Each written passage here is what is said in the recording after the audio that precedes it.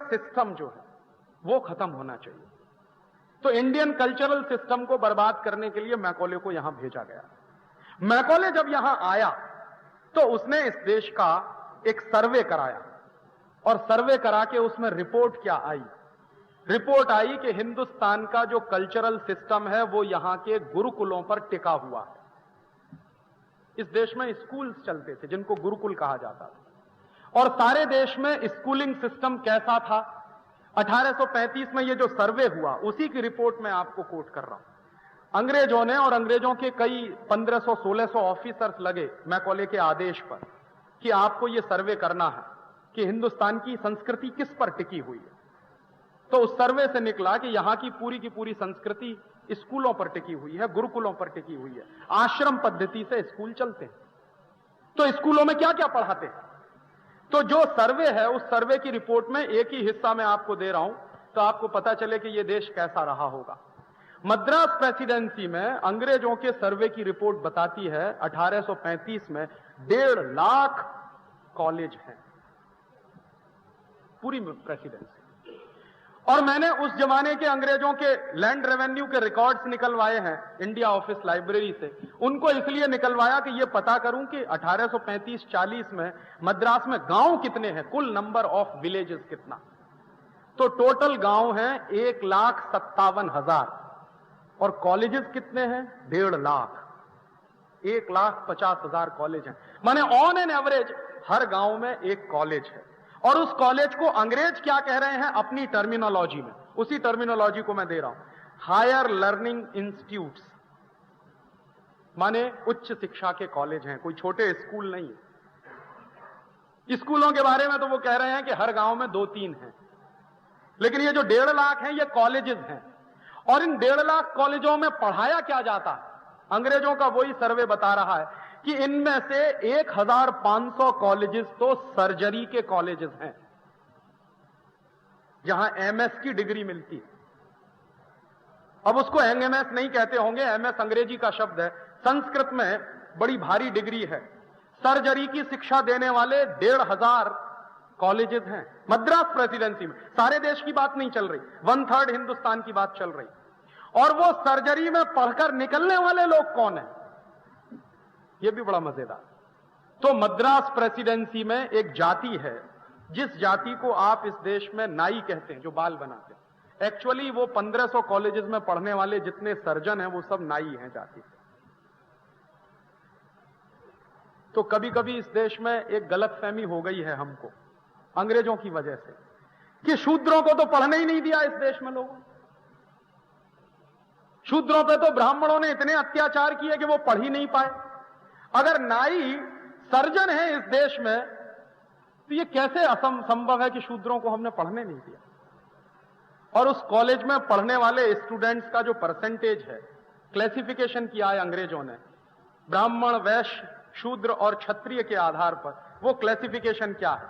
Colleges में पढ़ने वाले करीब 70% लोग शूद्र हैं 1.5 लाख कॉलेजेस में पढ़ने वाले, और 30% में ब्राह्मण भी हैं, क्षत्रिय भी हैं, वैश्य भी हैं।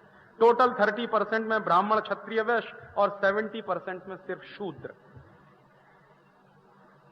और उसी रिपोर्ट में एक दूसरी बात है कि हिंदुस्तान में जो शूद्र हैं इनके हाथ में सबसे बड़ी टेक्नोलॉजी है।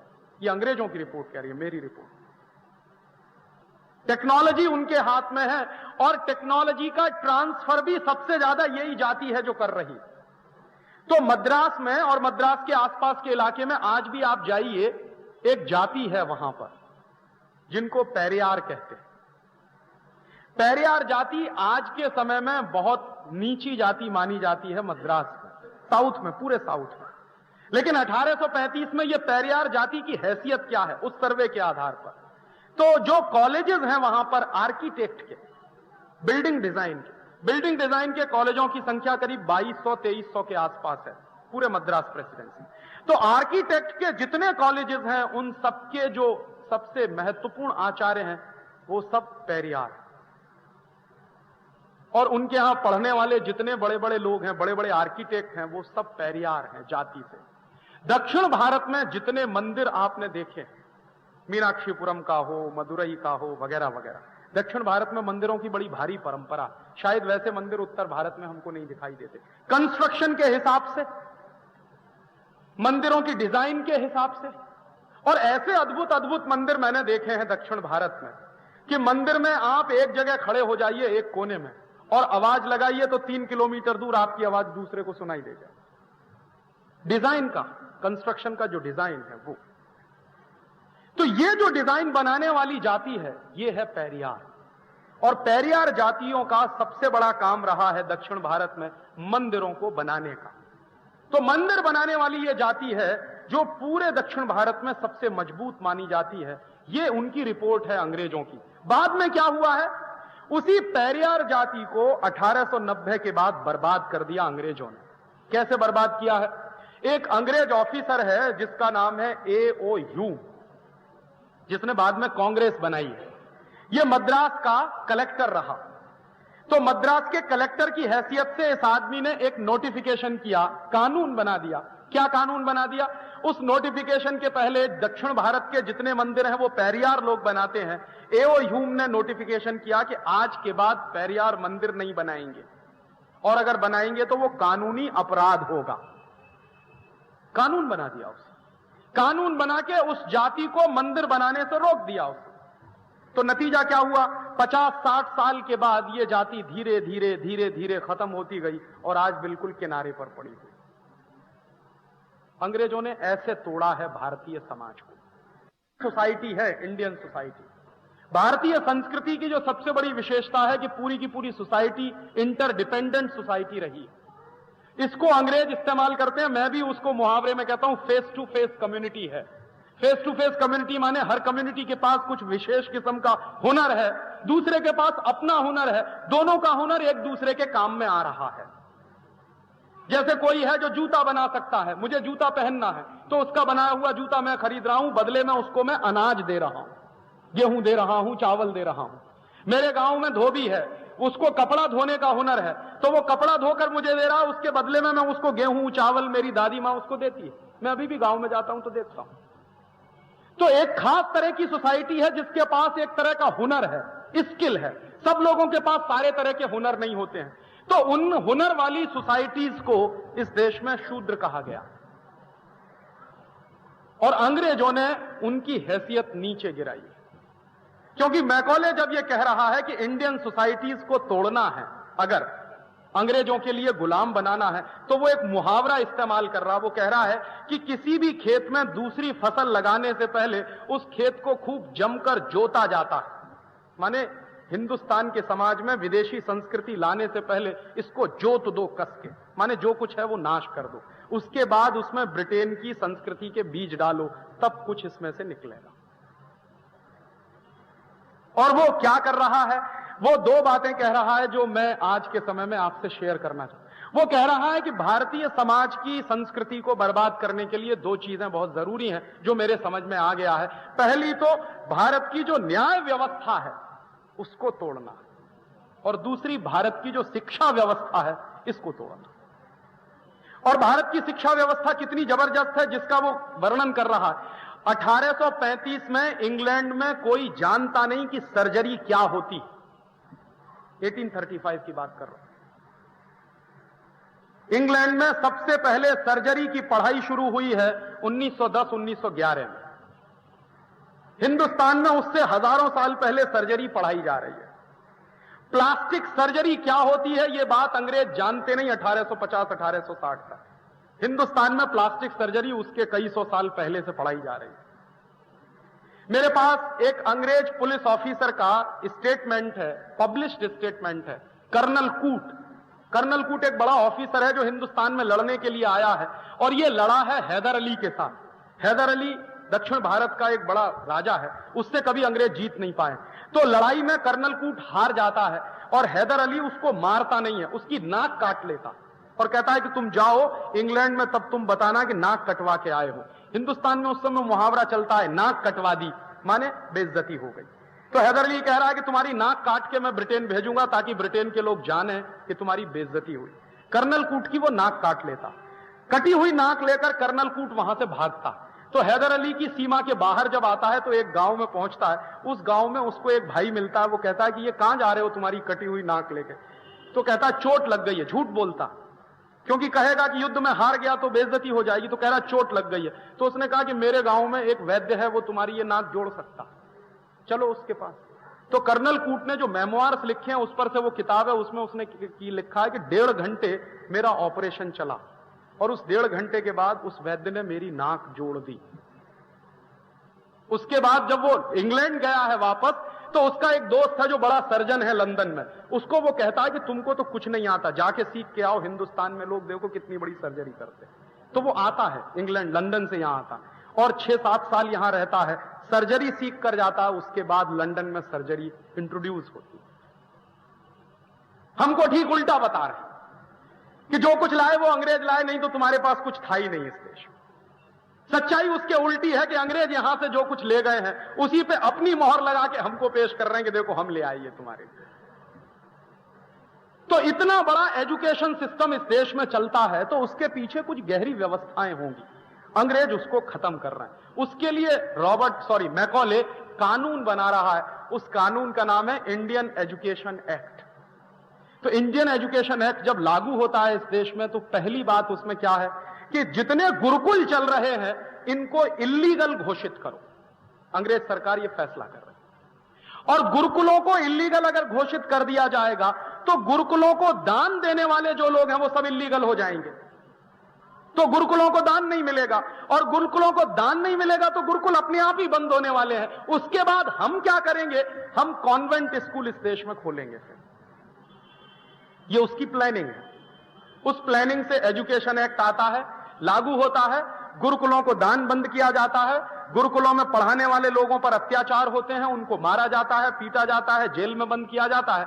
और कुछ साल के बाद पता चला धीरे धीरे गुरुकुल बंद होने लगते हैं। फिर अंग्रेजों ने सबसे पहला कॉन्वेंट स्कूल खोला है कलकत्ता, और उस कॉन्वेंट स्कूल में बच्चों को पढ़ाई के लिए एडमिशन करवाना है। उसके लिए एक आदमी इस देश में खड़ा किया गया, उसका नाम है राजा राममोहन राय। राजा राममोहन राय इस देश में खड़े किए गए हैं अंग्रेजों की तरफ से, ताकि अंग्रेजों का जो कॉन्वेंट स्कूल खुला है उसमें बच्चों को लाने की जिम्मेदारी उनके ऊपर है। और राजा राममोहन राय अंग्रेजों के बड़े भारी समर्थक व्यक्ति हैं। इतिहास में इतना तो शायद आपने पढ़ा ही होगा कि अंग्रेजी शिक्षा को हिंदुस्तान के गांव-गांव में फैलाने का काम राजा राममोहन राय ने किया।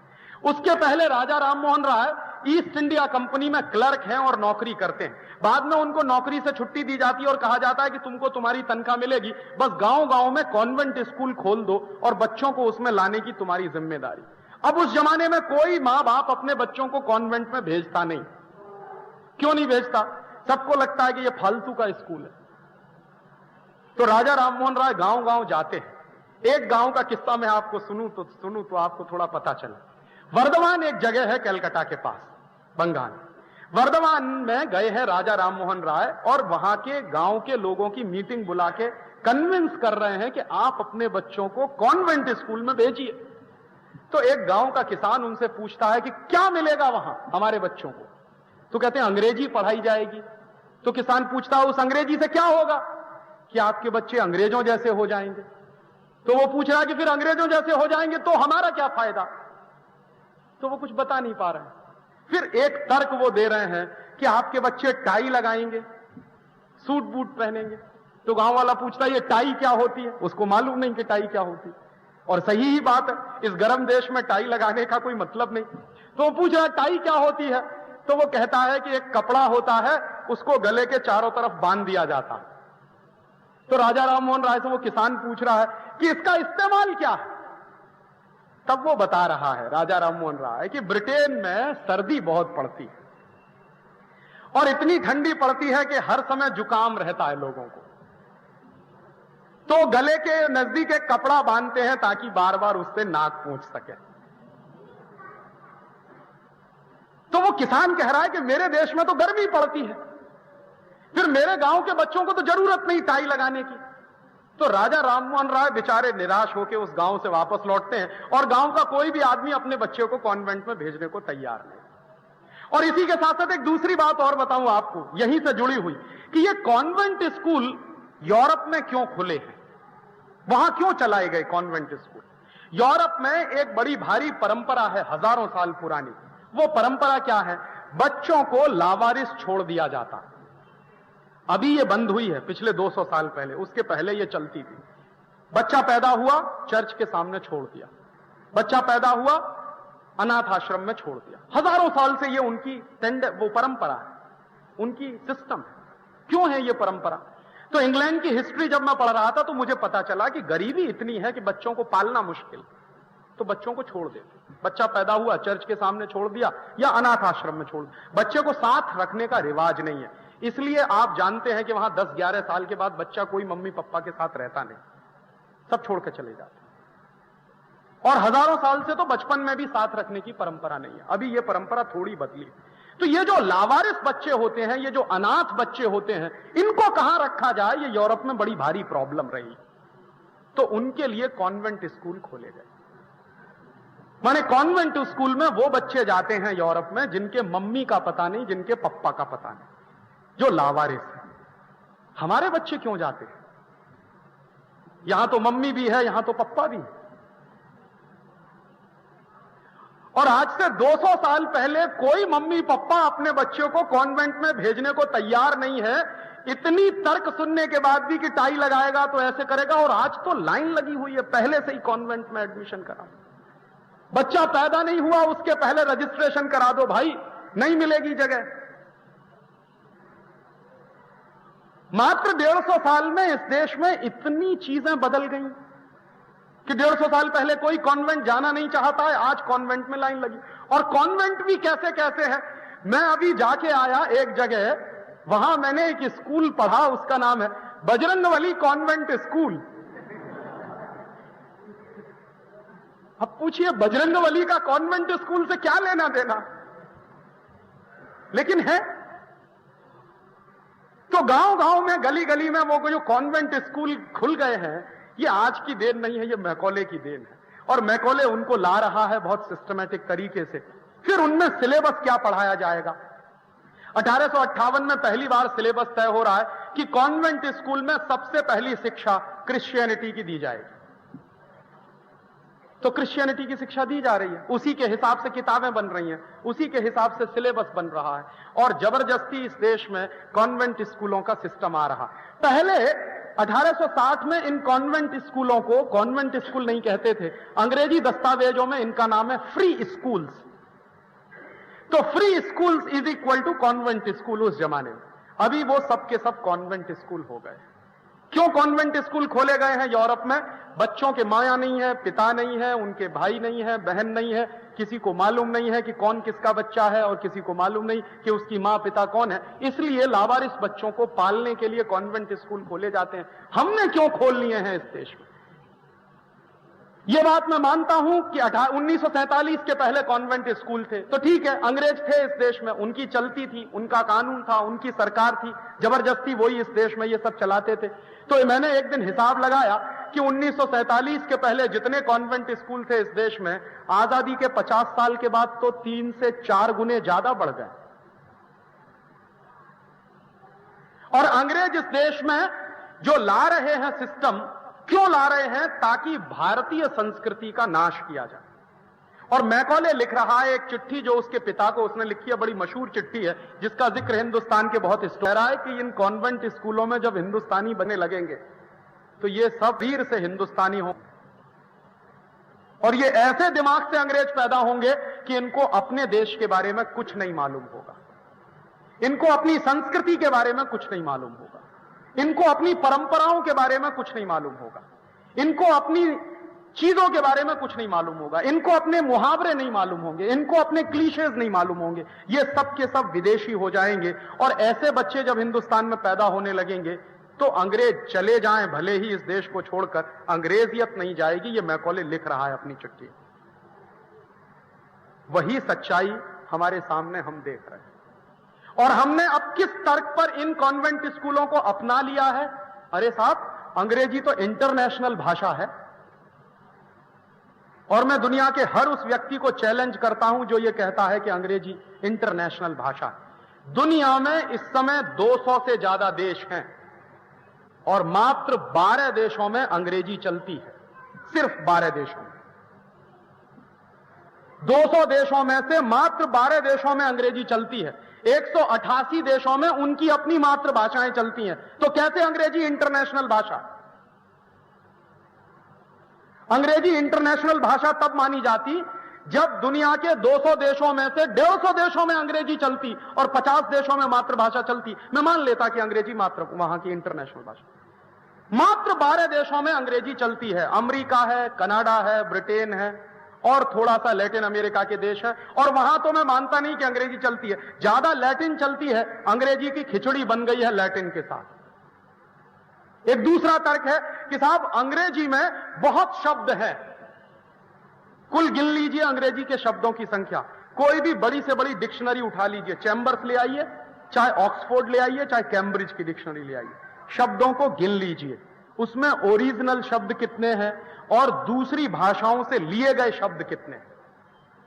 तो आपको पता चलेगा कि पूरी अंग्रेजी भाषा में उनके अपने ओरिजिनल वर्ड्स मात्र 12,000 हैं, ओनली 12,000। और अकेले गुजराती में ओरिजिनल शब्दों की संख्या 40,000 है, सिर्फ गुजराती में। हिंदी की तो बात छोड़ दीजिए। मराठी में ओरिजिनल शब्दों की संख्या 40 से 45,000 है। हिंदी में अपने ओरिजिनल शब्दों की संख्या 70,000 से ऊपर है। तो अंग्रेजी में शब्द हैं कहां के? फिर अंग्रेजी के शब्द सब चोरी किए हुए शब्द हैं, या तो फ्रेंच के हैं, या तो लैटिन के हैं, या तो ग्रीक भाषा के पुराने शब्द हैं, या तो इधर साउथ ईस्ट एशिया की कुछ लैंग्वेजेस चली हैं उनके शब्द हैं। अंग्रेजी के पास अपना कोई शब्द नहीं। और यह भाषा इतनी लाचार है, इतनी पंगु है कि चाचा हो, ताऊ हो, मामा हो, फूफा हो, सब अंकल, चाची हो, ताई हो, भाभी हो, नानी हो, सब आंटी, उनके पास इसके अलावा शब्द ही नहीं है।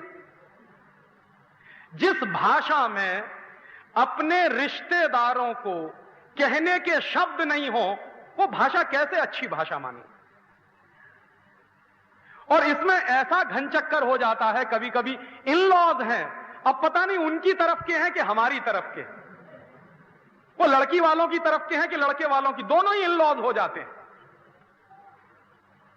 हिंदुस्तान में तो परिवारों के जो रिश्ते हैं वो इतने माइक्रो लेवल पे डिफाइन किए जाते हैं कि बुआ की, फूफा की, मौसी की, ताई की, ये तो वो तो फलानी ढिमा की, इतने माइक्रो लेवल के रिश्ते हैं क्योंकि हमारे पास उसके शब्द हैं, हम डिफाइन कर सकते हैं। उनके पास शब्द ही नहीं है डिफाइन करने। कैसे हम माने कि ये अंग्रेजी बहुत अच्छी भाषा है? कभी कभी ये तर्क देते हैं लोग कि साहब अंग्रेजी नहीं होगी तो साइंस और टेक्नोलॉजी की पढ़ाई नहीं हो सकती। और मैं कहता हूं कि बिना अंग्रेजी के ही साइंस और टेक्नोलॉजी की पढ़ाई होती है। और दुनिया में 2 देश इसका उदाहरण है, जापान और फ्रांस। पूरे जापान में आप चले जाइए, इंजीनियरिंग के जितने कॉलेज हैं, मेडिकल साइंस के जितने कॉलेज हैं, सब में पढ़ाई जापानीज में होती है, कोई अंग्रेजी में नहीं पढ़ता। जापान के चार्टर्ड अकाउंटेंट्स, जापान के मैनेजमेंट में काम करने वाले सारे स्टूडेंट जापानीज में पढ़ते हैं। तो साइंस और टेक्नोलॉजी की पढ़ाई सिर्फ अंग्रेजी में होती है, यह दुनिया का सबसे रद्दी तर्क है। फ्रांस में चले जाइए, बचपन से लेकर और उच्च शिक्षा तक सब फ्रेंच में पढ़ाया जाता है। और फ्रांस में तो मैं रहा हूं, तो मैंने देखा है कि किसी आदमी को अंग्रेजी में बात करिए तो ऐसी नाक चढ़ा के यूं कर लेता है कि आपने पता नहीं कितना बड़ा अपराध कर दिया। और टूटी फूटी फ्रेंच में आप उससे 2 शब्द कह दीजिए, मैसिए, बॉन्सोir, बस इतना खुश हो जाएगा कि आपने मेरी फ्रेंच तो बोली, भले ही टूटी फूटी बोली। और मैंने एक बार एक फ्रेंच साइंटिस्ट हैं जिनके साथ मैंने काम किया सोरबोन में, जब मैं यहां साइंटिस्ट था। एक बार मैंने उनको पूछा कि आपने अपनी थीसिस किस भाषा में लिखी? वो फ्रांस के सबसे बड़े साइंटिस्ट हैं इस समय, और अभी 2 साल पहले उनको नोबेल प्राइज मिला। मैं जब उनके साथ काम करता था तब उनका नाम था नोबेल पैनल में, लेकिन मिला नहीं था। अभी 2 साल पहले नोबेल प्राइज मिल गया। तो मैंने एक दिन उनसे पूछा कि आपने अपनी थीसिस किस भाषा में लिखी? तो उनका स्वाभाविक है, फ्रेंच में लिखी। तो मैंने कहा आपको कभी किसी ने टॉन्ट नहीं कसा कि आपने अंग्रेजी में क्यों नहीं लिखा? तो उन्होंने कहा मैं कोई पागल आदमी, जिसको कहना हो कहता रहे। मुझे लगता है जिस भाषा में मैं सबसे अच्छा काम कर सकता हूं उसी भाषा में मैंने काम किया। और तब उन्होंने मुझे एक बात कही जो मैंने मेरे जीवन में भी महसूस की। उसने मुझे कहा राजीव, जब भी कोई मौलिक काम तुमको करना हो तो तुम विदेशी भाषा में कर नहीं सकते, ये बात तुम लिख लो किसी भी डायरी में। मौलिक काम जब तुमको करना होगा तो तुम तुम्हारी मातृभाषा में ही कर पाओगे, किसी दूसरी भाषा में तुम कर नहीं सकते। हां, नकल करनी हो किसी दूसरे की तो तुम मातृभाषा छोड़कर दूसरी भाषा में कर सकते हो, लेकिन कोई मौलिक काम तुमको करना हो तो तुम जो है कभी कर नहीं सकोगे अंग्रेजी में। और मजाक में उन्होंने मुझसे कहा जो बात बिल्कुल सच है, उन्होंने कहा तुम ये बताओ कि हिंदुस्तान में नोबेल लॉरिएट क्यों नहीं पैदा होते? तुम्हारा देश जब गुलाम था तो 2 नोबेल लॉरिएट पैदा हुए। पहला नोबेल लॉरिएट था रविंद्रनाथ टैगोर। रविंद्रनाथ टैगोर ने किस भाषा में लिखी है गीतांजलि? बांग्ला में लिखी। बांग्ला में लिखी हुई गीतांजलि पर नोबेल पुरस्कार मिला है उनको, अंग्रेजी में लिखे हुए लेखों पे नहीं मिला। क्यों नहीं मिला? क्योंकि अंग्रेजी में रविंद्रनाथ टैगोर उतना अच्छा लिख नहीं सकते जितना अच्छा बांग्ला में लिख सकते। और दूसरे थे जगदीश चंद्र बसु। जगदीश चंद्र बसु की पूरी थीसिस बांग्ला भाषा में है। तो वो कहते थे कि तुम्हारे देश में जब अंग्रेजों का राज्य चलता था तो 2 नोबेल पुरस्कार वाले लोग पैदा हुए, अब तो तुम्हारा राज्य चलता है तो लाइन लग जानी चाहिए थी।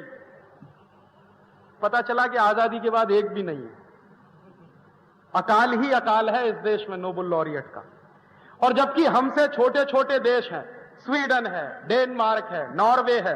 स्वीडन, डेनमार्क, नॉर्वे को मैं कहूं तो सिटी कंट्रीज हैं। हमारे एक एक शहर की जितनी आबादी है उनका कुल आबादी है पूरे देश की। तो दुनिया भर में जो पिद्दी से देश हैं उनके यहां हर साल नोबेल पुरस्कार, हर साल नोबेल लॉरिएट पैदा होते हैं। हमारा 96 करोड़ का देश, हम एक नोबेल लॉरिएट पैदा नहीं कर पाते। कारण क्या है? चिंतन हमारा मातृभाषा में नहीं। और चिंतन अगर मातृभाषा में नहीं कर सकते तो कभी भी विकास होता नहीं दिमाग का। ये बहुत बड़ी गलतफहमी है हमको कि अंग्रेजी में पढ़ के हमारा बच्चा ज्यादा इंटेलिजेंट बनेगा। ये मैं उनकी बात कह रहा हूं, मेरी बात नहीं कह रहा। जो फ्रेंच साइंटिस्ट जिनके साथ मैंने काम किया उन्होंने कहा कि अगर कोई बच्चा अपनी मातृभाषा में कोई चीज याद करे और वही बच्चा दूसरे देश की भाषा में वही चीज याद करे तो मातृभाषा में जितनी जल्दी याद करेगा उससे 6 गुना ज्यादा समय उसको अंग्रेजी में याद करने में लगेगा। और ना सिर्फ 6 गुना समय लगेगा बल्कि वो विदेशी भाषा में याद नहीं करेगा, रटेगा, शब्द रटेगा। और रटे हुए शब्दों को जाके इम्तिहान में लिख के चला आएगा। दूसरे दिन उसको याद नहीं रहेगा कि कल मैंने क्या लिखा है कॉपी में। किसी भी बच्चे से पूछ लीजिए 8th क्लास में तुमने क्या क्या रटा है, उसको याद नहीं, 9th में पढ़ता। और 8th क्लास की 1 साल की बात तो छोड़ दीजिए, 3 महीने बाद अगर पूछ लीजिए कि 3 महीने पहले तुमने क्या रटा, उसको याद ही नहीं रहता। संभव नहीं है। मातृभाषा में तैयार की हुई चीज आप जल्दी याद कर सकते हैं, आपका 6 गुना कम समय लगेगा। विदेशी भाषा में, अंग्रेजी में तैयार की हुई चीज में आपको 6 दिन ज्यादा लगते हैं। तभी मुझे समझ में आ गया कि इस देश में MBBS करते करते 5.5 साल क्यों लगते, चार्टर्ड अकाउंटेंसी की पढ़ाई करते करते 6-7 साल क्यों लगते, और MBBS के बाद MD कर लीजिए तब तो 10 साल गए, ये पक्का मान लीजिए। सच्चाई क्या है? MBBS का टोटल सिलेबस मात्र 2.25 साल का है। सिर्फ 2.25 साल में कोई भी MBBS की पढ़ाई कर सकता है, जो उसका कंटेंट है, लेकिन उसमें समय बहुत लगता है क्योंकि अंग्रेजी। इसी तरह इंजीनियरिंग की पढ़ाई का जितना सिलेबस इस देश में पढ़ाया जाता है, मैं तो IIT में रह चुका हूं इसलिए मैं कह रहा हूं कि जितना सिलेबस हमको पढ़ाया जाता, अगर वो मुझे मेरी मातृभाषा में पढ़ाया जाता तो मैं 3.5 साल में MTech करके बाहर निकल आता। लेकिन वही MTech करने के लिए मुझे करीब 7.5-8 साल लग गए।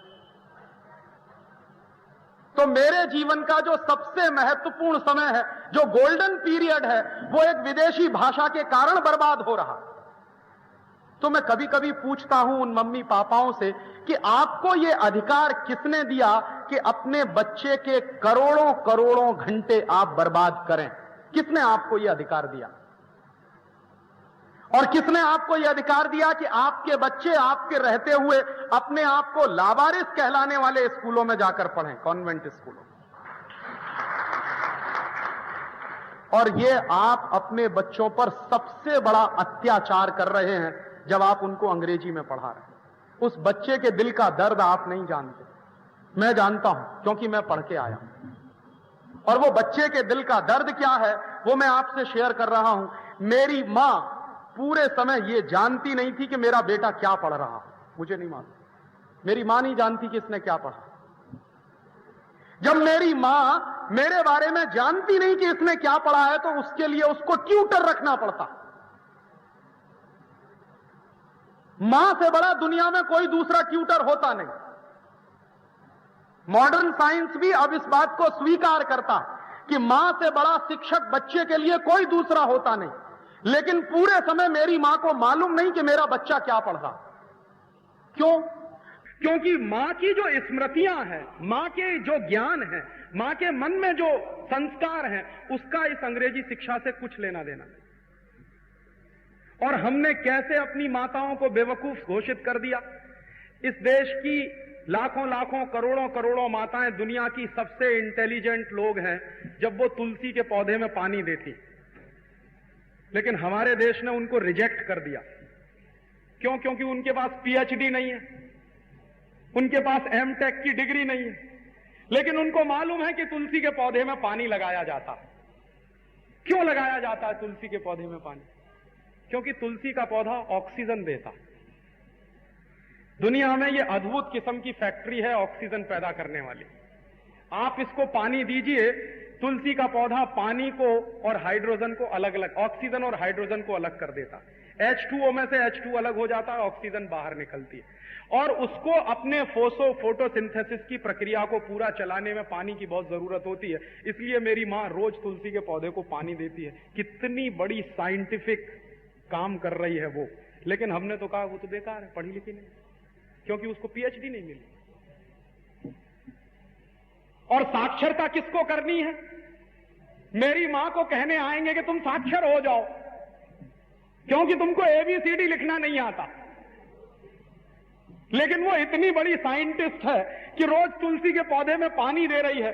मेरे जैसे बेवकूफ जो डिग्री लेके निकलते हैं, उनको मालूम नहीं कि तुलसी के पौधे में पानी दिया जाता। हमको नहीं पढ़ाया किसी ने कि तुलसी के पौधे में पानी दिया जाता। मेरी मां को उसकी मां ने पढ़ाया कि तुलसी के पौधे में पानी दिया जाता। कितना बड़ा वैज्ञानिक कर्म वो कर रही है, लेकिन हम कह रहे हैं वो तो पढ़ी लिखी नहीं है, क्योंकि साक्षर नहीं है। तो हम किसको साक्षर बनाने जा रहे हैं? उन लोगों को साक्षर बनाने जा रहे हैं जो हमसे ज्यादा शिक्षित हैं। हम जो कुछ नहीं जानते हैं वो मान के बैठे हैं कि सारी साक्षरता हमारे ही पास है, क्योंकि हम जानते हैं A for apple, B for boy, C for cat. वो मेरी मां नहीं जानती, उसको कहना होगा तो वो कुछ और तरीके से कहेगी। वो आ फॉर अरिहंत कह देगी, लेकिन उसको ये नहीं मालूम ए फॉर एप्पल होता। तो हमने कह दिया कि वो तो बेकार है, वो तो पढ़ी लिखी नहीं है, उसको तो कुछ आता नहीं है, उसको साक्षर बनाना है। और सच्चाई ये है कि साक्षरता हमको उससे सीखनी चाहिए कि तुलसी के पौधे में पानी क्यों दिया जाता है। यह दुनिया का सबसे बड़ा वैज्ञानिक कर्म है। नीम का दातुन क्यों किया जाता है? यह दुनिया का सबसे बड़ा वैज्ञानिक कर्म है। ये वैज्ञानिक कर्म करने वाले लोग हिंदुस्तान के गांव-गांव में रहते हैं, लेकिन हमने क्या किया है?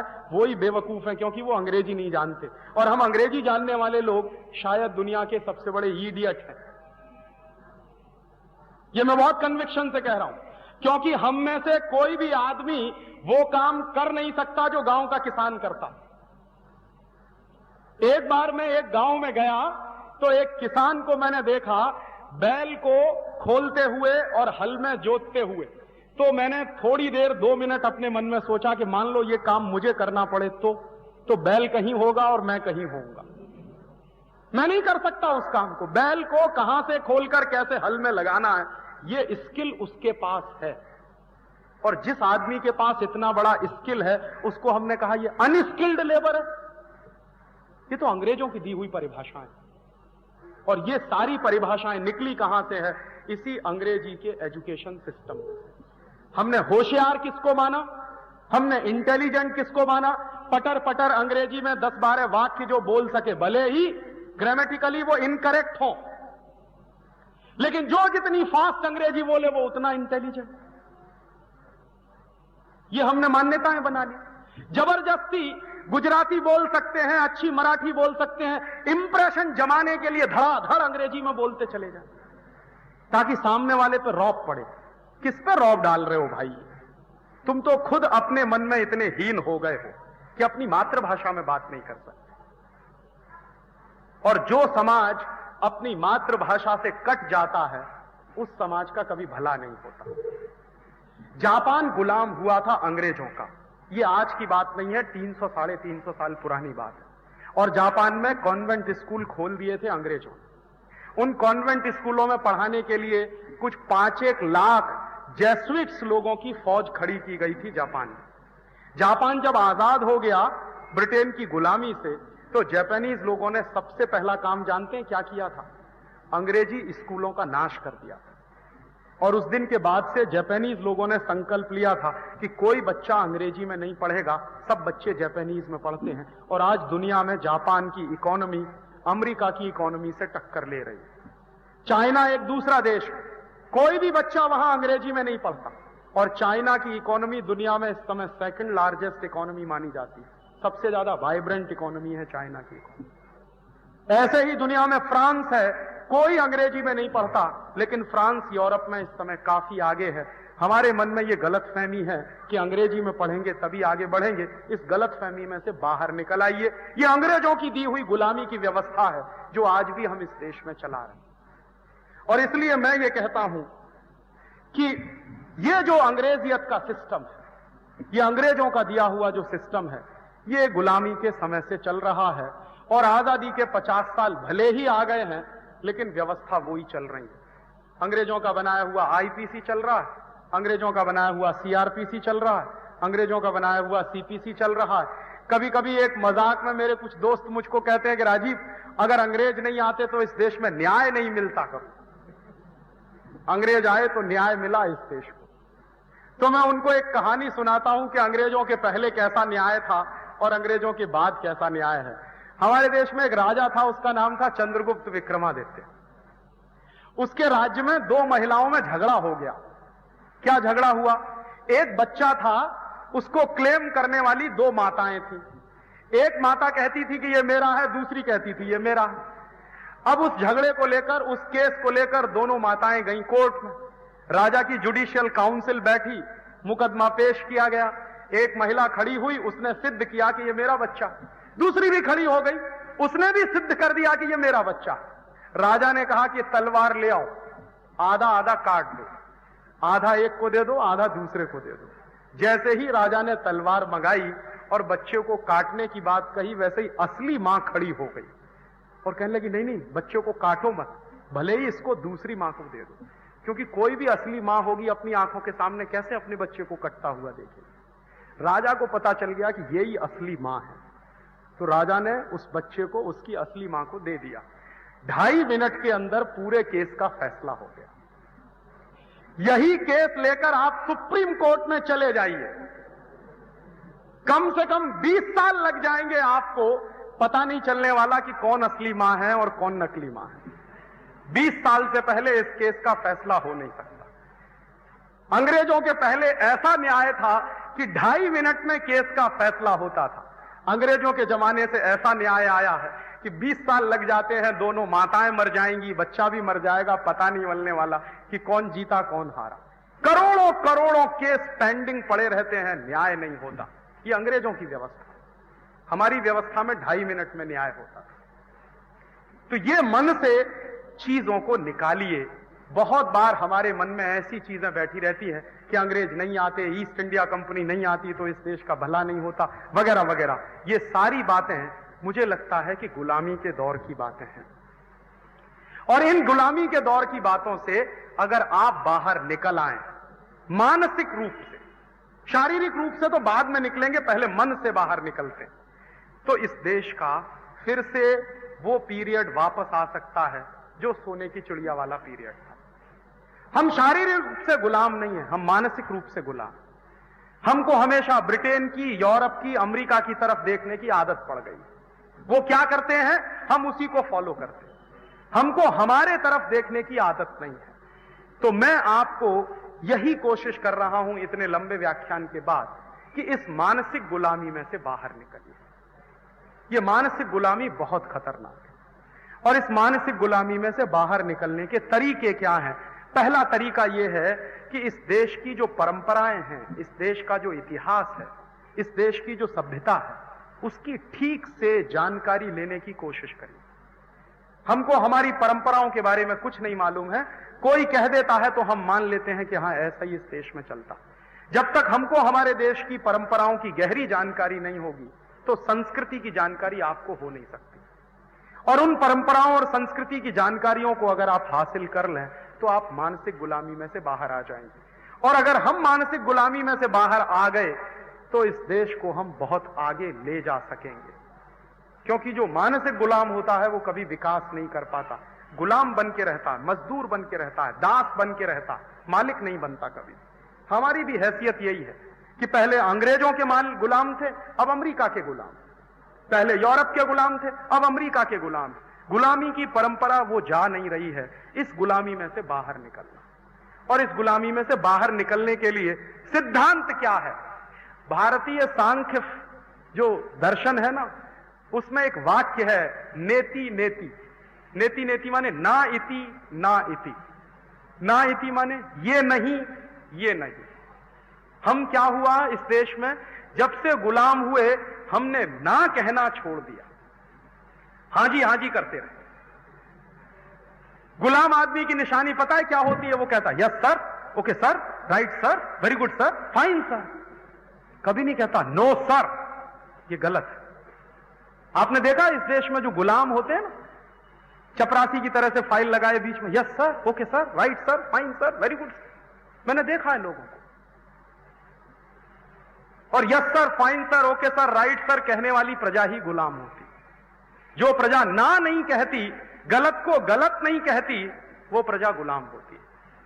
तो जो गलत है उसको गलत कहने की हिम्मत पैदा करिए, और अगर ये गलत है तो उस गलत के साथ अपना रिश्ता तोड़ने का काम करिए। गलत को प्रोत्साहन मत दीजिए। आपको अगर यह समझ में आता है कि अंग्रेजी स्कूल, कॉन्वेंट स्कूल बहुत गलत हैं, उनसे कोई भला नहीं हो रहा, तो इनसे रिश्ता तोड़ दीजिए। अपने बच्चों को इन अंग्रेजी स्कूलों में भेजना बंद कर दीजिए। तो आपको लगेगा फिर क्या होगा, हो सकता है 2 साल के बाद, 5 साल के बाद गुजराती स्कूल बहुत अच्छे हो जाए। क्यों? आज जो आपका डोनेशन है वो अंग्रेजी स्कूलों में चला जाता है। हजारों रुपए आप जो डोनेट कर देते हैं अंग्रेजी स्कूलों में, वो डोनेशन अगर गुजराती स्कूलों में जाना शुरू हो जाए तो ये गुजराती स्कूल भी वैसे ही हो जाएंगे जैसे अंग्रेजी स्कूल है। आपका डोनेशन अगर मराठी स्कूलों में जाना शुरू हो जाए तो मराठी स्कूल भी उतने ही अच्छे हो जाएंगे जैसे अंग्रेजी स्कूल। तो ये तो आपके दान का प्रवाह है जो वहां चला जाता है, इसलिए ये सूख गए हैं, वो हरे भरे हैं। वहां से आपका दान इनमें आने लगे तो ये हरे भरे हो जाएंगे, वो सूख जाएंगे। तो आपके बच्चे अगर इधर आ जाएं पढ़ने के लिए, गुजराती में, मराठी में, बंगला में, तेलुगु में, तमिल में, कन्नड़ में, हिंदी में, इन सारी भाषाओं में अगर हम हमारे बच्चों को पढ़ाना शुरू करें तो इस अंग्रेजियत से हमारा रिश्ता टूटेगा और इस मानसिक गुलामी से रिश्ता टूटेगा। और मुझसे आप पूछें कि जापान ने इतनी तरक्की क्यों कर ली है, तो मैं एक ही जवाब दूंगा कि जापान के लोगों में अपनी मातृभाषा से जितना प्यार है उतना ही अपने देश से प्यार है। जिस देश के लोग अपनी मातृभाषा से प्यार नहीं करते वो कभी देश से प्यार करते नहीं है, झूठा दिखावा करते। जो अपनी मातृभाषा को नहीं मानता वो देश को कैसे मानेगा? इसलिए जापान के बच्चों में बचपन से कूट कूट कर नेशनैलिटी की भावना भरी जाती है। और हम हिंदुस्तान के प्रधानमंत्री हैं जो अंग्रेजी में बात करते हैं उनके साथ। तो कभी भी ये बात सच नहीं है कि हमारा बच्चा अंग्रेजी में नहीं पढ़ेगा तो वो पीछे रह जाएगा। सच्चाई इसके उल्टी है कि जब आपका बच्चा मातृभाषा में पढ़ेगा तभी वो होशियार बनेगा और तभी उसका डेवलपमेंट होगा। उसका कारण क्या है? उसका सीधा सा कारण है अगर आपका बच्चा मातृभाषा में कोई चीज याद करे तो जितनी जल्दी याद करेगा उससे 6 गुना ज्यादा समय उसको लगता है अंग्रेजी में याद करने में। अगर कोई सवाल आपका बच्चा आधा घंटे में याद कर सकता है गुजराती में, तो वही सवाल याद करने के लिए उसको कम से कम 3 घंटा लगेगा। तो क्या हो रहा है, इस देश का हर वो विद्यार्थी जो अंग्रेजी माध्यम से पढ़ रहा है, वो विद्यार्थी अपने जीवन में 6 गुना ज्यादा समय बर्बाद कर रहा है। और इस हिसाब से अगर हम माने इस देश में विद्यार्थियों की कुल संख्या अगर 10 करोड़ की है, तो हिंदुस्तान के विद्यार्थियों का 60 करोड़ घंटे का समय हम बर्बाद कर रहे हैं सिर्फ इसलिए कि उनको अंग्रेजी माध्यम में पढ़ाया जाए। और कई लोग मुझको कहते हैं कि राजीव भाई, अंग्रेजी बहुत बड़ी अच्छी भाषा है, अंग्रेजी बहुत समृद्ध भाषा है। और उनको मैं ये तर्क देता हूं कि किसी भी भाषा की समृद्धि इस बात से तय होती है कि उसमें कितने शब्द हैं। और अंग्रेजी भाषा में कुल मिलाकर मात्र 12,000 शब्द हैं, और मात्र 12,000 शब्दों वाली भाषा है अंग्रेजी। गुजराती भाषा में कुल मिलाकर इस समय 40,000 शब्द हैं। तो समृद्ध भाषा गुजराती है या अंग्रेजी है? मराठी भाषा में इस समय 48,000 से ज्यादा शब्द हैं। और हिंदी की बात मैं करना शुरू करूं तो हिंदी में लगभग 70 से 80,000 शब्द हैं। तो समृद्ध भाषा अंग्रेजी नहीं है, समृद्ध भाषा गुजराती है, मराठी है, हिंदी है, तेलुगु है, तमिल है, कन्नड़ है, मलयालम है। ये सारी भाषाएं समृद्ध हैं। और एक जानकारी और दे दूं, अंग्रेजी दुनिया की सबसे रद्दी भाषा है। क्यों? क्योंकि इस भाषा के नियम कभी भी एक जैसे नहीं होते। दुनिया में सबसे अच्छी भाषा वो मानी जाती है जिसके नियम हमेशा से एक जैसे हों। जैसे संस्कृत भाषा के जो नियम आज से 1000 साल पहले थे, वही नियम आज भी हैं। लेकिन ये बात आप अंग्रेजी के बारे में नहीं कह सकते।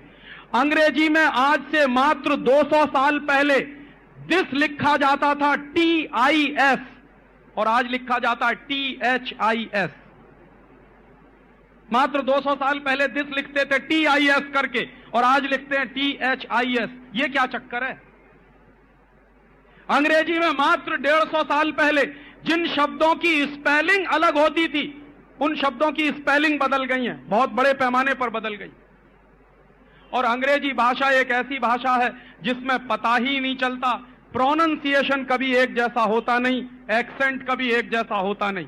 ऑस्ट्रेलिया में आप जाइए, कोई भाई आपसे कहेगा, अगर उसको कहना है टुडे, तो ब्रिटेन में जाइए तो टुडे कहेगा, ऑस्ट्रेलिया चले जाइए तो कहेगा टुडाय टुडाय टुडाय। तो कभी कभी मुझे आश्चर्य होता था कि टुडाय माने क्या होता है? TO2 और DIE माने मरने के लिए, और जबकि वो कह रहा है आज माने टुडे। समझ में ही नहीं आता। स्कॉटलैंड में चले जाइए एक प्रोनाउंसिएशन मिलेगा, आयरलैंड में चले जाइए दूसरा मिल जाएगा, इंग्लैंड में आ जाइए तीसरा मिल जाएगा, ऑस्ट्रेलिया चले जाइए चौथा मिल जाएगा, अमेरिका पहुंच जाइए 5वां मिल जाएगा। अमेरिका और ब्रिटेन में यही झगड़ा होता है, एक की अंग्रेजी में Z का ज्यादा प्रयोग करते हैं, दूसरे में S का ज्यादा प्रयोग करते हैं। कोई नियम ही नहीं बना पाए आज तक वो इस बात के लिए। इस हिसाब से तो अंग्रेजी दुनिया की सबसे रद्दी भाषा। और फिर एक जानकारी और दे दूं, बहुत लोग ये तर्क देते हैं कि अंग्रेजी इंटरनेशनल लैंग्वेज है, और मैं आपको बता रहा हूं कि सारी दुनिया में मात्र 12 देश हैं जहां की मातृभाषा अंग्रेजी है, बाकी 188 देशों की मातृभाषा अंग्रेजी नहीं है। बाकी 188 देश जो हैं उनकी मातृभाषाएं अंग्रेजी से अलग हैं। तो दुनिया में अगर 200 देश हैं और उन 200 देशों में मात्र 12 देशों में अंग्रेजी मातृभाषा है, तो ये अंग्रेजी इंटरनेशनल लैंग्वेज कैसे हो गई? ये तो माइनॉरिटी की लैंग्वेज है। और जनसंख्या के हिसाब से देखना शुरू कर दीजिए तो अंग्रेजी बोलने वालों की जनसंख्या दुनिया में मुश्किल से कुल जनसंख्या का 2-3% है, बस मुश्किल से 2-3%। पूरी दुनिया की अगर कुल जनसंख्या हम माने 6 अरब की, 600 करोड़ की, तो उसमें मुश्किल से 3% लोग हैं जो अंग्रेजी बोलते हैं या समझते हैं। बाकी सारे के सारे लोग नॉन अंग्रेजी वाले लोग हैं। तो कैसे मैं मान लूं कि ये इंटरनेशनल लैंग्वेज है? उस हिसाब से अगर मानी जाए तो दुनिया में इंटरनेशनल लैंग्वेज तो चाइनीज हो सकती है, क्योंकि सबसे ज्यादा लोगों द्वारा चाइनीज बोली जाती है दुनिया में। और दूसरे नंबर की अगर कोई भाषा हो सकती है तो वो हिंदी ही हो सकती है, क्योंकि चाइनीज के बाद हिंदी सबसे ज्यादा लोगों द्वारा बोली जाने वाली भाषा है। और अंग्रेजी सबसे रद्दी भाषा जानते हैं क्यों है? क्योंकि अंग्रेजी में चाचा अंकल है, ताऊ भी अंकल, मामा भी अंकल है तो मौसा भी अंकल, फूफा भी अंकल है तो फूफा जैसा भी कोई अंकल है, चाची आंटी है, ताई भी आंटी है, मामी भी आंटी है, मौसी भी आंटी है। अब जरा बताइए कि मामी और मौसी में कितना फर्क है? जरा बताइए तो सही कि क्या मामी और मौसी दोनों बराबर हो सकती है? या मामा और ताऊ दोनों एक हो सकते हैं क्या? या काका और मामा दोनों एक हो सकते हैं क्या? उनके यहां तो सब आंटी हैं या अंकल हैं। जानते हैं चक्कर क्या? चक्कर यह है कि उनके पास अपने रिश्तों को डिफाइन करने के लिए शब्द नहीं है, और जिस भाषा में अपने रिश्तों को डिफाइन करने के शब्द नहीं हो वो सबसे रद्दी भाषा है। ये खामखा की गलतफहमी हमारे मन में आ गई है कि अंग्रेजी बड़ी ऊंची भाषा है। ये तो चूंकि अंग्रेज आ गए और हम उनके गलती से गुलाम हो गए, इसलिए अंग्रेजी आ गई इस देश में। अगर अंग्रेज नहीं आए होते तो शायद संस्कृत इस देश की राष्ट्रभाषा होती। और आज आपको एक जानकारी और दे दूं, दुनिया में कंप्यूटर के लिए सबसे ज्यादा वैज्ञानिक भाषा अगर कोई है तो वो संस्कृत है।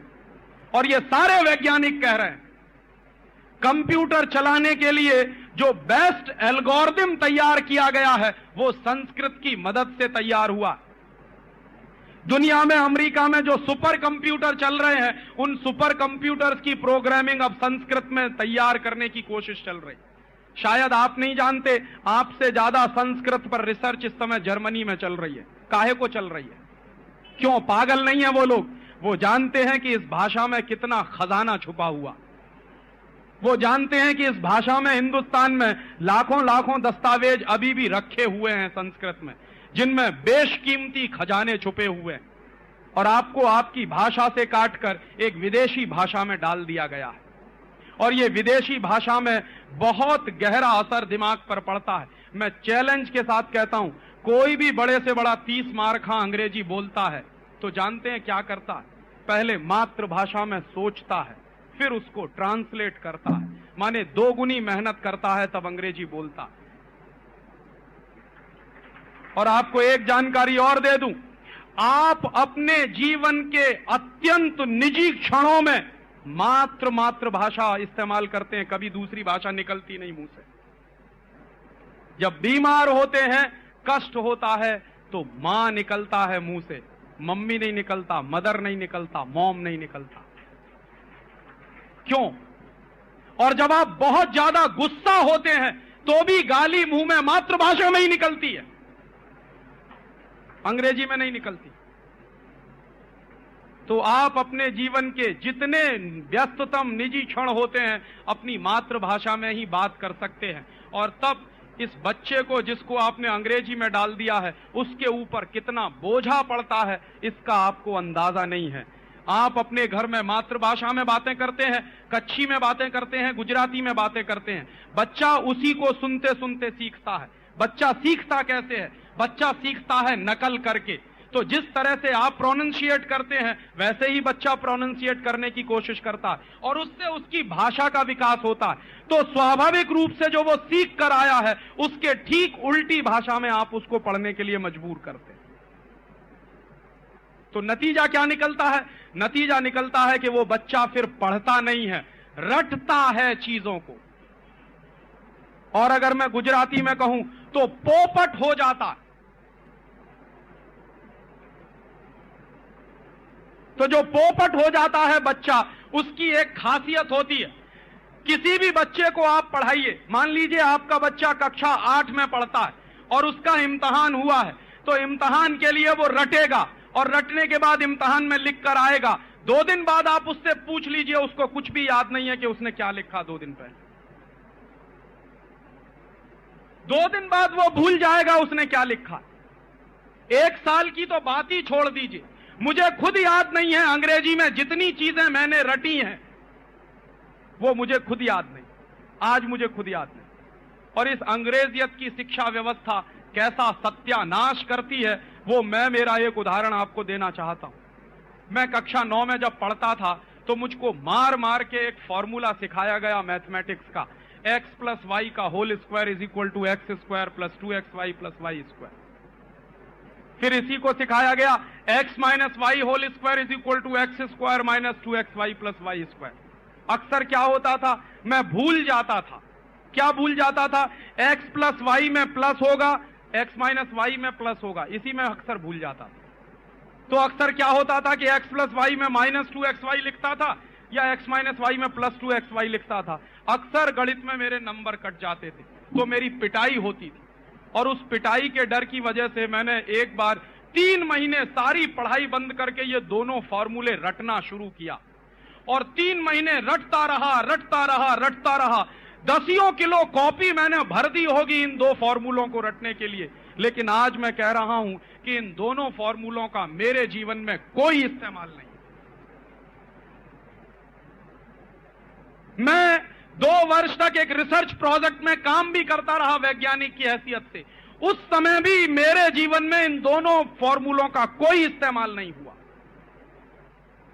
और इन दोनों फॉर्मूलों को तैयार करने में मैंने मेरे जीवन का 3 महीना लगा दिया। पिटाई खाई, डांट खाई, अध्यापक से बेइज्जती सहन की कि तुम नालायक हो, तुमको ये 2 फॉर्मूले भी याद नहीं होते। तो इतनी पिटाई हुई, इतनी बेइज्जती हुई क्लास में, क्योंकि ये 2 फॉर्मूले याद नहीं होते थे। और इतना समय बर्बाद करके मैंने जो 2 फॉर्मूले याद किए, उनका मैं करूं क्या अपने जीवन में? और ऐसा एक नहीं है, मैं आपको सैकड़ों हजारों उदाहरण दे सकता हूं कि जो कुछ आपके बच्चे याद कर रहे हैं, जो कुछ आपके बच्चे पढ़ रहे हैं, उसमें से मुश्किल से 5% उनके जीवन में काम आने वाला है। 95% तो बेकार ही जाने वाला है। और लाद लाद के बोझा हमारे बच्चों पर, जानते हैं क्या बना रहे हैं? हमारे बच्चों को गधा बना रहे हैं। गधा क्या होता है? बोझा लादते जाइए, लादते जाइए, लादते जाइए। ऐसे ही हम हमारे बच्चों पर सिलेबस का बोझा लादते ही जा रहे हैं, लादते ही जा रहे हैं, लादते ही जा रहे हैं। माने हम हमारे बच्चों को गधा बना रहे हैं। इतना होमवर्क, ट्यूशन पढ़ाने आए वो भी होमवर्क देता है, स्कूल में पढ़ने जाए वहां भी होमवर्क मिलता है। और मैं आपको कह रहा हूं कि जो होमवर्क इनके टीचर्स देते हैं बच्चों के, उनसे पलटकर पूछ लीजिए, उनको नहीं आता वो होमवर्क कैसे होने वाला। मेरे एक बड़े परिचित दोस्त हैं हरीश भाई, उनका छोटा सा बच्चा कॉन्वेंट स्कूल में पढ़ता। अभी एक दिन मैं उनके घर गया तो रो रहे थे, बड़े उदास थे। कहने लगे इसकी टीचर ने होमवर्क दे दिया। क्या होमवर्क दे दिया है? साइकिल के पूरे अस्थि पंजर के नाम लिख के ले आओ और उनका नाम लिखते हुए एक एक वाक्य इस्तेमाल कर लाओ। तो मैंने उस बच्चे से कहा कि अपनी टीचर को जाके कहना कि तुम एक एक वाक्य बनाकर दे दो, तब मैं देखता हूं कि वो कितनी पढ़ी लिखी है। जो होमवर्क अध्यापक नहीं कर सकते वो बच्चों पे लाद देते। और बाद में क्या होता है? उसकी खुन्नस निकालने के लिए बच्चों को मारते हैं, पीटते हैं, उनको डांटते हैं, उनकी बेइज्जती करते हैं और बच्चों का दिमाग कुंठित कर देते हैं। ये जो शिक्षा व्यवस्था है, ये बच्चों को गधा बनाने वाली व्यवस्था है। और मैकॉले ने इसलिए इस देश में ये व्यवस्था चालू की थी ताकि इस देश के बच्चे गधे बने, इंटेलिजेंट नहीं बने। और ये इसी शिक्षा व्यवस्था का परिणाम है जो इस देश में दिखाई देता। जब हम गुलाम थे तब इस देश में 2 नोबेल लॉरियट पैदा हुए थे। अब आजादी आ गई है तो एक का भी पता नहीं है इस देश में। और हमसे पिद्दी पिद्दी से देश हैं दुनिया में जहां हर साल कोई ना कोई नोबेल लॉरियट पैदा हो जाता। ये नोबेल लॉरियट जानते हैं कौन होता? जो बच्चा मौलिक काम करता है, कुछ नया काम करता है, वो नोबेल प्राइज पाता है। नोबेल प्राइज पाने के लिए पीएचडी करना जरूरी नहीं है, बीटेक एमटेक करना जरूरी नहीं है। न्यूटन कक्षा 9 में फेल हो गया था, उस न्यूटन को हम सब याद करते। आइंस्टीन कक्षा 10 के आगे पढ़ नहीं पाया कभी, उस आइंस्टीन को हम याद करते। मैक्स प्लैंक ने इतनी बड़ी थ्योरी दी सारी दुनिया में, E = h², वो E = h² थ्योरी देने वाला मैक्स प्लैंक कभी स्कूल गया नहीं, उसने स्कूल का मुंह नहीं देखा। शेक्सपियर कभी किसी विद्यालय में से पीएचडी करके नहीं आया। और हमारे देश में देखिए, तुलसीदास ने कौन से विश्वविद्यालय में से पीएचडी ली थी, जरा बताइए। और उनकी लिखी हुई रामचरितमानस हिंदुस्तान के गांव गांव में गाई जाती। महर्षि वेदव्यास ने कौन सी यूनिवर्सिटी से डिग्री ली थी, जो उनकी महाभारत सारे देश में गाई जाती और उस पर रिसर्च की जाती। डिग्री लेने से कभी इंटेलिजेंट होने का कोई वास्ता नहीं, बल्कि इस देश में तो यह सिद्ध हुआ है, जिसने डिग्रियां नहीं ली हैं वो इंटेलिजेंट हुए हैं इस देश में, और उन्होंने मौलिक काम किए। डिग्री लेने वाले तो बोझे के नीचे दबे रहते हैं, उनका मेंटल डेवलपमेंट नहीं हो पाता। और तब मैं आपसे कुछ कहने आया। समय हो गया है मुझे गाड़ी पकड़नी, रात को मुझे सूरत जाना, इसलिए यह व्याख्यान मुझे यहीं खत्म करना पड़ेगा। लेकिन कंक्लूड करते हुए 2-3 बातें कहना चाहता हूं कि इस देश में जो गुलामी का माहौल अंग्रेजों के जमाने में था, वही गुलामी आज भी चल रही। जो शिक्षा व्यवस्था अंग्रेजों के जमाने में थी, वही आज भी चल रही है। जो न्याय की व्यवस्था अंग्रेजों के जमाने में थी, वही आज भी चल रही है। जिस तरह के कानून अंग्रेजों के जमाने में थे, वही कानून आज भी चल रहे हैं। और जिस तरह की अर्थव्यवस्था अंग्रेजों के जमाने में थी, वही अर्थव्यवस्था आज भी चल रही है। तब आप पूछेंगे कि क्या करें, रास्ता क्या है? इसमें से रास्ता 2 ही है। पहला रास्ता यह है कि जिस दिन आप जग जाएं, उसी दिन सवेरा मान लीजिए। अब तक आप सो रहे थे, ठीक है, मालूम नहीं था, जानकारी नहीं थी, लेकिन अगर आज आप जग गए हैं तो मान लीजिए आज ही सवेरा है। तो उस सवेरे की शुरुआत कैसे करें? अपने अपने बच्चों को कॉन्वेंट स्कूल में से बाहर निकाल लीजिए, उनको गुजराती माध्यम के स्कूल में भेजिए। और गलती से भी कभी किसी को यह सलाह मत दीजिए कि अपने बच्चों को अंग्रेजी माध्यम में पढ़ाओ, क्योंकि इस अंग्रेजियत की व्यवस्था को अगर बदलना है तो आपके बच्चों को अपनी मातृभाषा में पढ़ना ही पड़ेगा, नहीं तो वो अंग्रेजियत में ही फंसते चले जाएंगे।